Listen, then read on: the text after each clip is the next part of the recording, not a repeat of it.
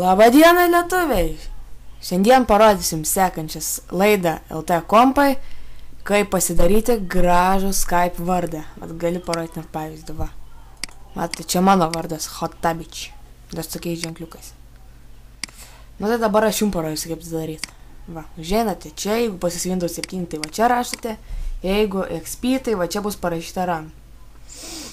Tai va, įsijungiate runą ir jums reikės tenais rašyti. Va taip. Va. CHARMAP. Ir įjungiat. Va, jums turi išmesti va tokią, lygiai tokią pačią lentelę. Čia krūvas ženklų keistų. Ir galite su jais daryti, ką norit. Va, aš tuoj susirasiu kažkokius, va. Man šitie kažkaip patinka. Nu tai va, ir aš tai ką nors, pavyzdžiui, nu, aš dabar parašysiu Hottabič. Va,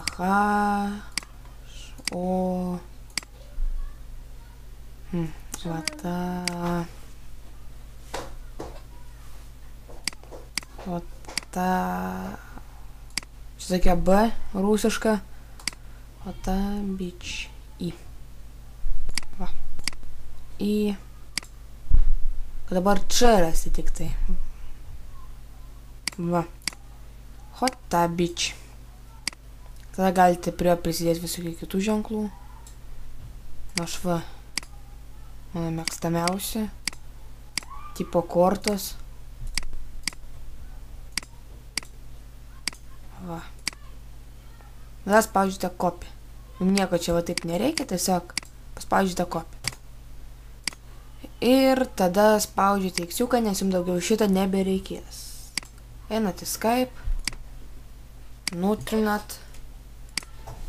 Ir užpeistinat naują vardą. Ir varnelę. Nu va, jums naujas bus vardas. Ir toksai labai keistas. Hottabič. Neaišku, yra, galima ir va tokių skurti, bet čia jau labai sunku ir reikia ilgiau pasiciutkinti. Nu, o šiaip, štai jums laida. Parodžiau, išmokinau, o dabar prenumeruokite, laikinkite ir būtinai klauskite, jeigu kyla klausimų, atsakysiu.